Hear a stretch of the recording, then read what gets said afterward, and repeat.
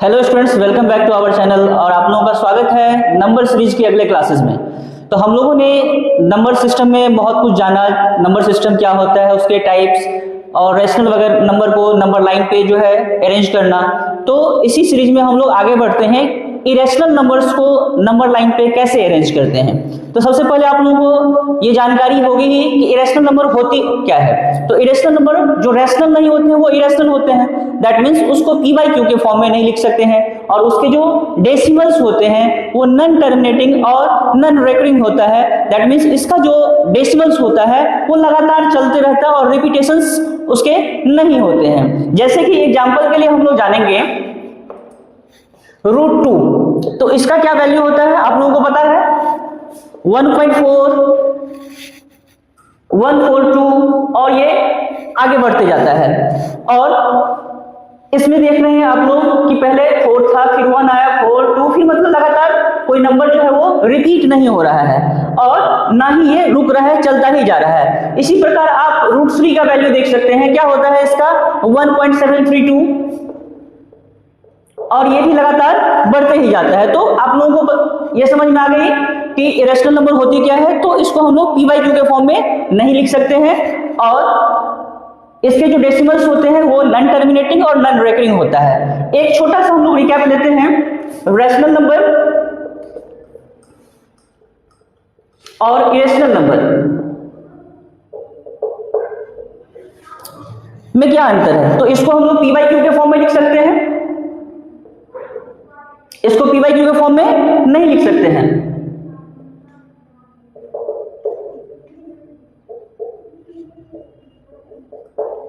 ठीक है, दूसरे इसके डेसिमल्स क्या होते हैं, टर्मिनेटिंग होते हैं।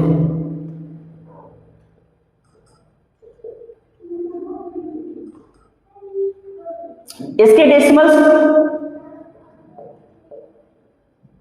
नॉन टर्मिनेटिंग होते हैं और नॉन रेकरिंग होते हैं।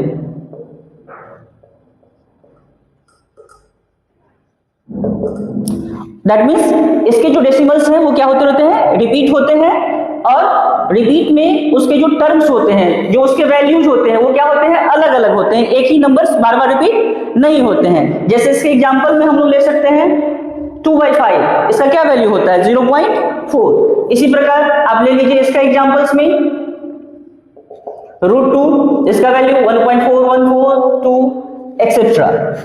तो आप लोगों को एक छोटी सी मैंने रिकैप दिया कि इस दोनों में डिफरेंसेस क्या होते हैं रैशनल नंबर और इरेशनल नंबर्स में, जिसमें रैशनल नंबर को पी बाई क्यू के फॉर्म में लिख सकते हैं, इसको पी बाई क्यू के फॉर्म में नहीं लिख सकते हैं। इसके डेसिमल्स टर्मिनेटिंग होते हैं, इसके डेसिमल्स नॉन टर्मिनेटिंग और नॉन रेकरिंग होते हैं। और इसके एग्जांपल्स के लिए 2/5 और इसके एग्जांपल √2। तो ये आप लोगों को समझ में आ गया रैशनल नंबर के बारे में। और आज का जो हमारा मुख्य टॉपिक है कि इरेशनल नंबर को हम लोग नंबर लाइन पे कैसे रिप्रेजेंट करेंगे, और ये एग्जाम की दृष्टि से भी बहुत महत्वपूर्ण है, इसलिए आप लोगों को ये जानना जरूरी है। तो आइए हम लोग बढ़ते हैं उस टॉपिक की ओर कि इसको नंबर लाइन पे कैसे अरेंज करते हैं।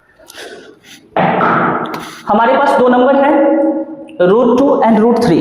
इसको हम लोग पहले रिप्रेजेंट करते हैं और इसी तरह हम लोग बाकी नंबर्स को भी अरेंज करते जाएंगे, आप लोग बना करके देखेंगे।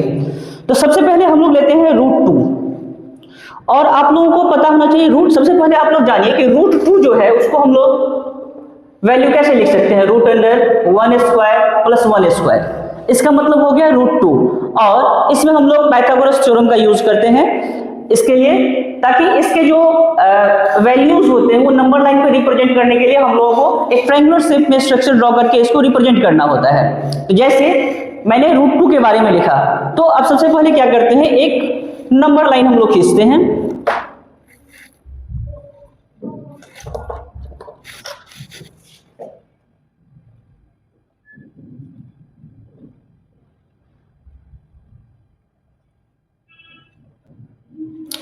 हम लोगों ने 3 तक ही लिया, और आप लोगों को यह ध्यान रखना जरूरी है कि बीच के जो लेंथ होते हैं वो हमेशा क्या होना चाहिए, एक समान होने चाहिए।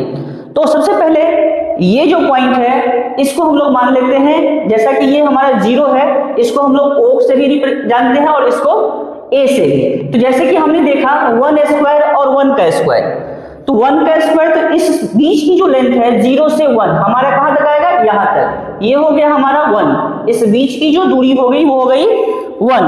और दूसरा भी हमारा क्या है, 1 का स्क्वायर, तो हमारा जो टर्म है 90 डिग्री के एंगल में हमारा ये 1 सेंटीमीटर तक जाएगा। आप लोग जो है इसको कंपास से भी बना सकते हैं और आप लोग प्रोटेक्टर का भी यूज कर सकते हैं, और इन जनरली आप लोग जानते हैं कि 90 डिग्री एंगल जो होता है वो डायरेक्ट परपेंडिकुलर होता है, इसीलिए हम लोग इससे बनाने का प्रयास करते हैं, क्योंकि यहाँ पे हम लोगों का जो अगर हम लोग दूसरा कंपास वगैरह का यूज करेंगे तो वो सही से हो नहीं पाएगा, इसीलिए हम लोग डायरेक्ट लेंथ ले सकते हैं इसका।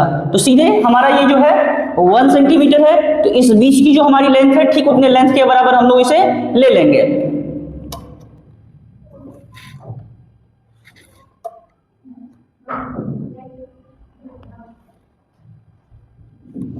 तो हमने ये ले लिया, तो ये भी हमारा 1 हो गया और ये भी हमारा 1 हो गया। अब इसमें हमारा जो हाइपोटेनस होगा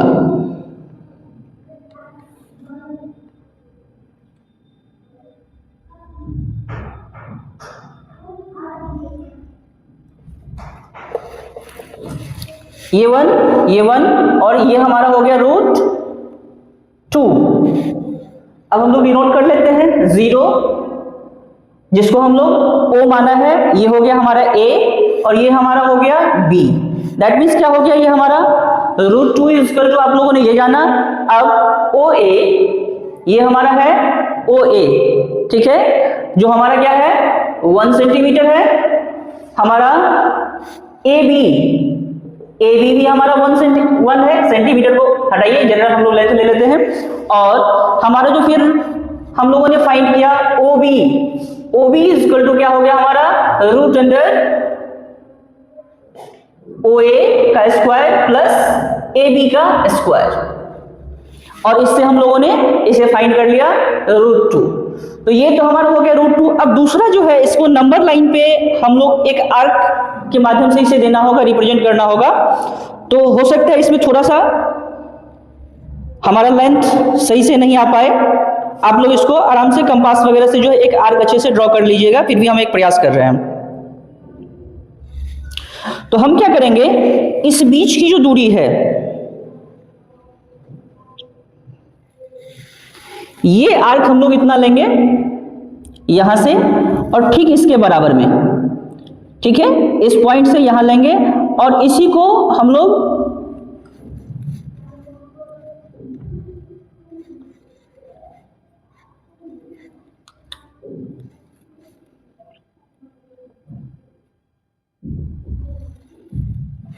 बहुत आसानी से हम लोगों ने इसे रिप्रेजेंट कर लिया। तो ये हमारा क्या जो लेंथ हुआ वो हो गया √2 और ये जो हमारा आर्क आया ये हमारा हो गया नंबर लाइन पे √2।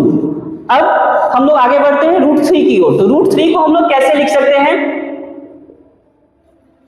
तो √3 को हम लोग आसानी से इसी तरह से लिख सकते हैं 1 का स्क्वायर प्लस 1 का स्क्वायर प्लस 1 का स्क्वायर। दैट मीन्स ये वैल्यू हमारा क्या आ जाएगा √3। तो इसके लिए भी हम लोग एक लेंथ ड्रॉ करते हैं और फिर से आसानी से उसको रिप्रेजेंट करते हैं।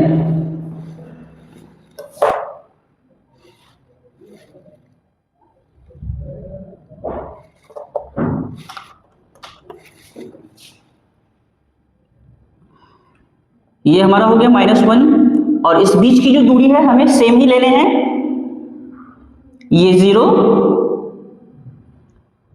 ये 1, ये 2, ये 3,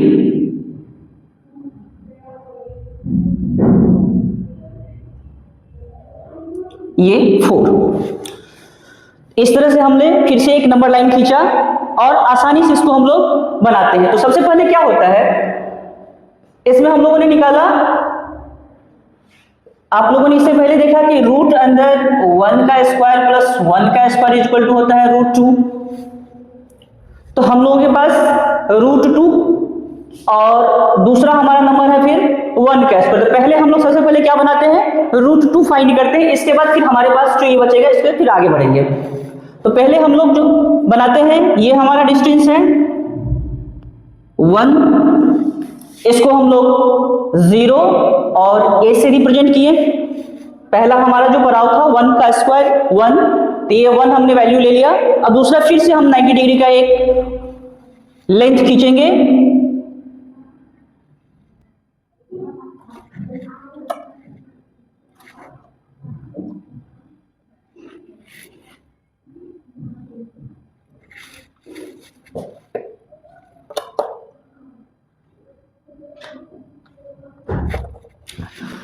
तो ये हमारा 1 हुआ, ये भी हमारा 1 हुआ और ये हुआ √2। हमें चाहिए क्या?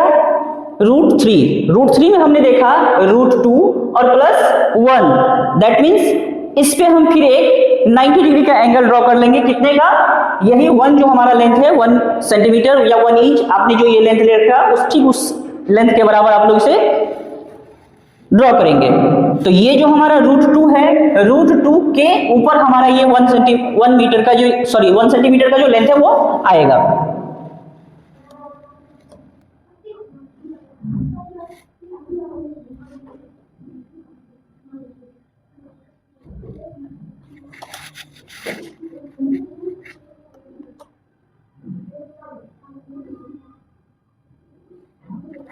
अब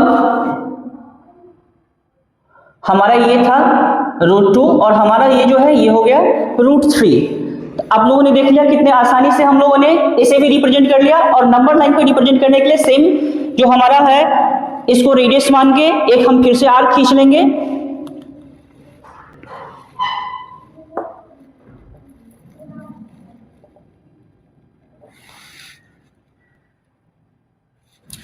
तो ये हमारा OC को हमने क्या मान लिया? इस आर्क का रेडियस।